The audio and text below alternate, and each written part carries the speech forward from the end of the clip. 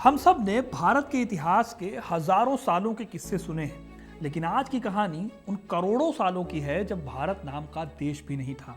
बस एक सपने जैसा टुकड़ा जो एक दिन दुनिया की सबसे ऊंची चोटियों का गवाह बनने वाला था।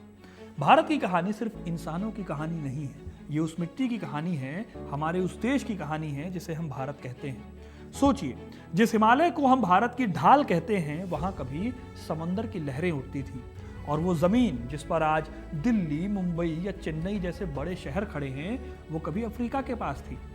आज की इस कहानी में हम लौटेंगे भारत के इतिहास में करोड़ों साल पीछे, जब भारत नाम का भूभाग जन्मा भी नहीं था, जब धरती एक ही टुकड़ा हुआ करती थी और भारत की किस्मत उस विशाल सागर के नीचे लिखी जा रही थी।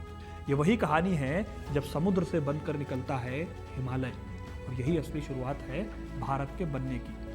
क्या आप इस बात पर यकीन करेंगे कि भारत की मिट्टी में आज भी उन समुद्री जीवों के निशान मिलते हैं जो करोड़ों साल पहले महासागर की गहराइयों में थे? ये कोई कल्पना नहीं है, ये इतिहास और विज्ञान है, और ये जवाब है उस सवाल का कि आखिर कैसे बना हमारा भारत। तो दोस्तों, वीडियो को पूरा देखिएगा, क्योंकि अपना इतिहास नहीं जानोगे तो खुद को कैसे पहचानोगे।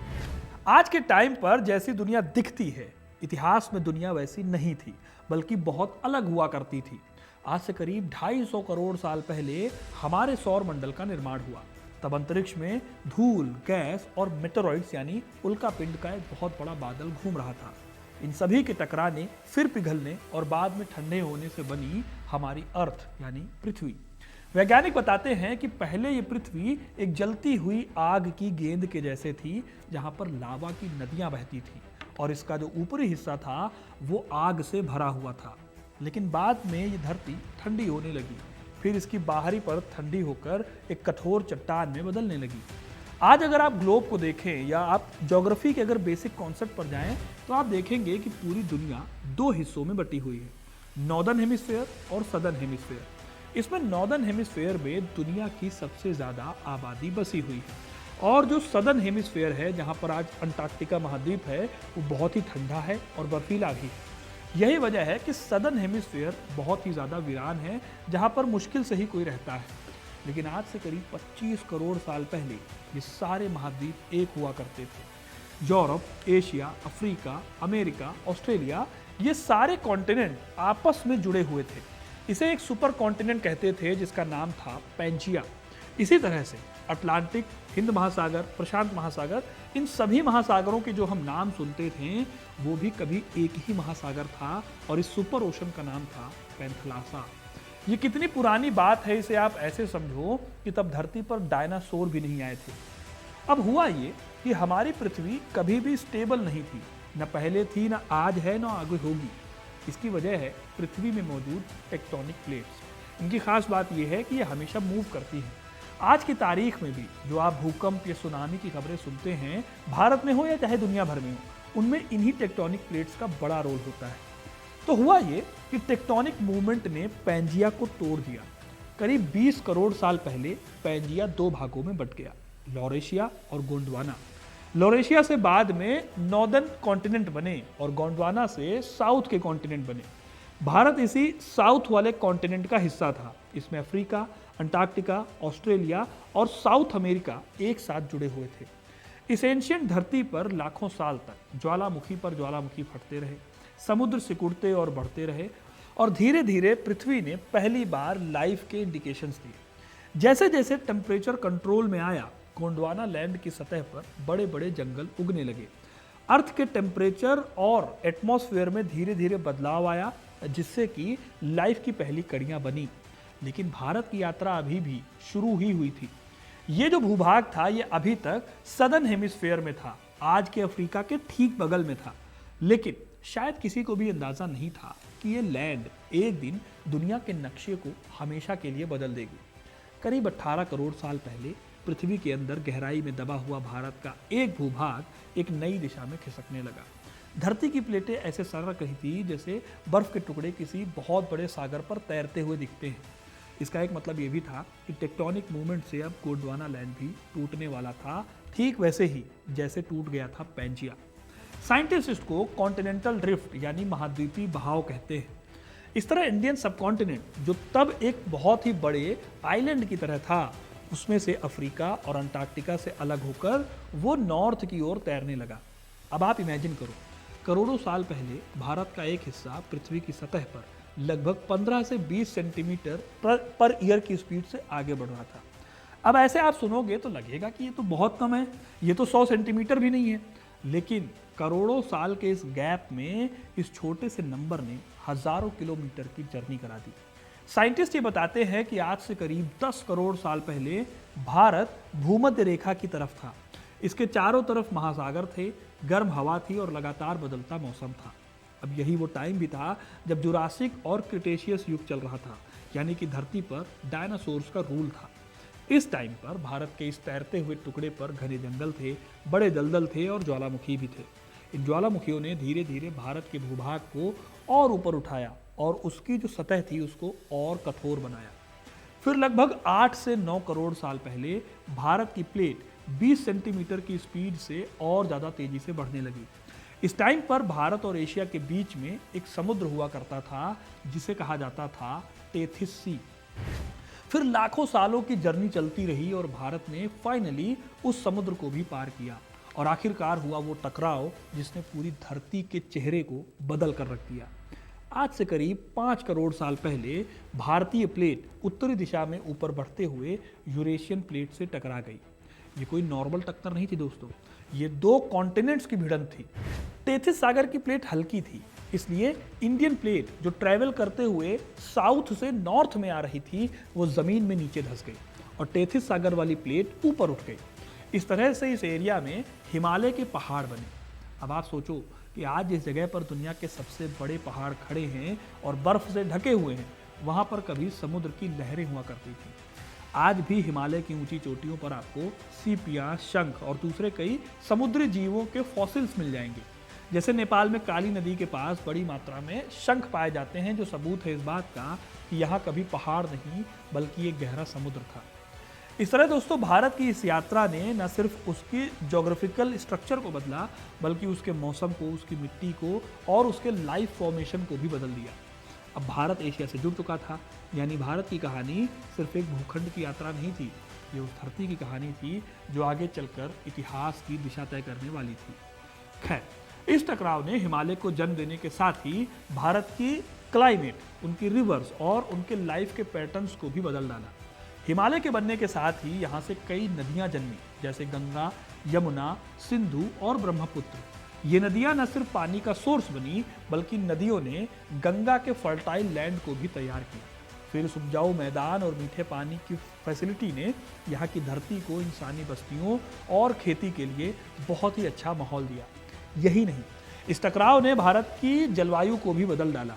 हिमालय की ऊंचाई ने मॉनसून की दिशा और इसकी ताकत को कंट्रोल करने का काम किया। गर्मी, ठंड, बारिश और सूखा, ये सभी नेचुरल पैटर्न्स हिमालय की वजह से एक सिस्टम बना पाए।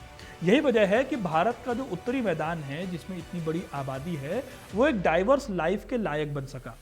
फिर जैसे जैसे टाइम बीता, भारत की धरती मानव सभ्यता के लिए भी तैयार होने लगी। गंगा यमुना का मैदान बहुत उपजाऊ था और यहाँ मौजूद हरे भरे जंगल और इसका एक लंबा समतल मैदान आइडियल कंडीशन बना इंसानी बस्तियों के लिए। यही वजह है कि भारत में इंसानों के होने के सबूत काफ़ी पहले से मिलते हैं। जैसे कि हड़प्पा और मोहनजोदड़ो से भी हजारों लाखों साल पहले हमें नर्मदा घाटी में एक फॉसिल मिला है। इस फॉसिल को नाम दिया गया है नर्मदा ह्यूमन का और माना जाता है कि ये लगभग 5 लाख साल पुराना फॉसिल है। आगे चलकर करीब 70,000 साल पहले इस धरती पर कदम रखा होमो सेपियंस ने। ये वो लोग थे जो शिकार करते थे, कंदमूल फल इकट्ठा करते थे। शुरुआत में इन्होंने नदियों के किनारे रहना शुरू किया। मिट्टी के बर्तन, साधारण औजार और आग का इस्तेमाल करके इन्होंने अपनी जीवन शैली को विकसित किया। भारत के अलग अलग हिस्सों में जैसे कि सिंधु घाटी, गंगा मैदान, दक्कन का पठार और वेस्टर्न घाट, इन सभी जगहों पर अलग अलग टाइम पीरियड में अलग अलग लाइफ स्टाइल, अलग अलग कल्चर और अलग अलग अर्बनाइजेशन और रूरलाइजेशन डेवलप हुआ।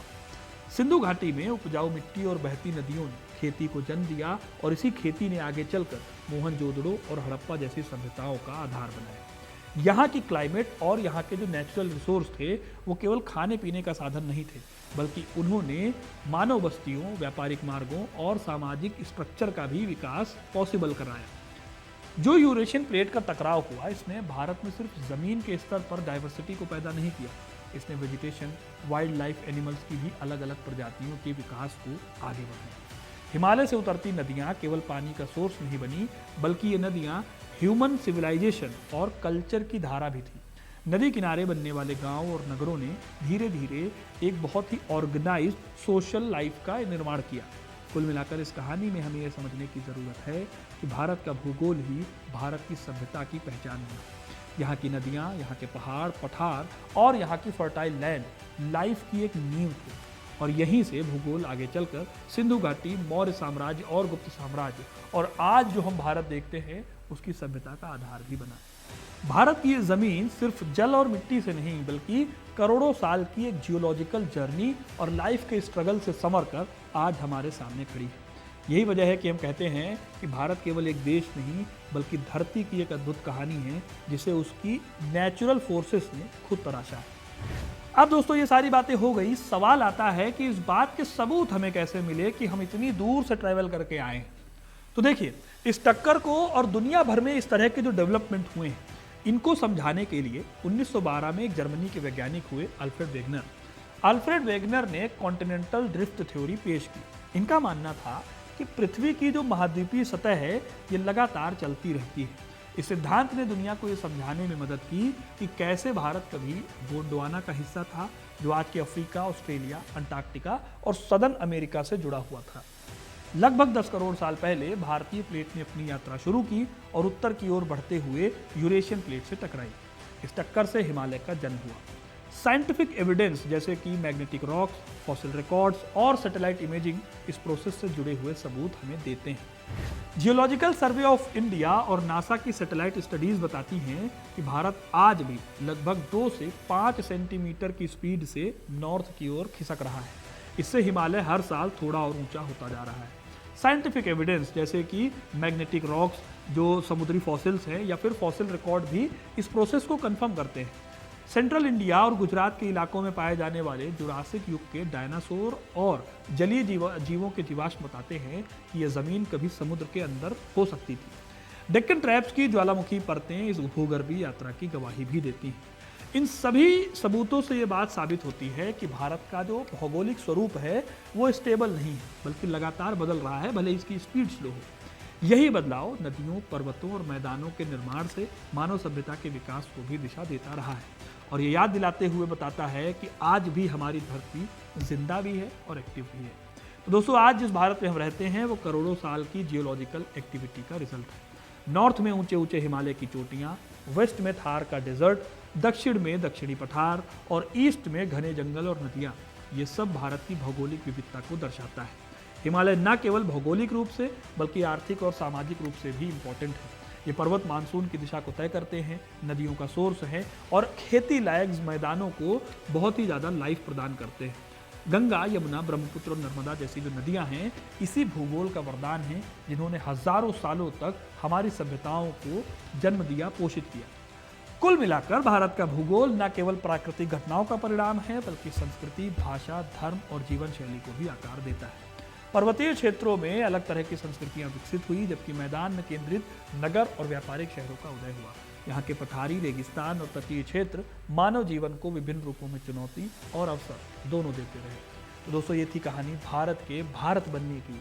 कैसे एक टुकड़ा जो हजारों किलोमीटर से चला और करोड़ों सालों में भारत के पास पहुंचा, जिससे आज यूपी, बिहार, छत्तीसगढ़, एमपी इन सब का विकास हुआ।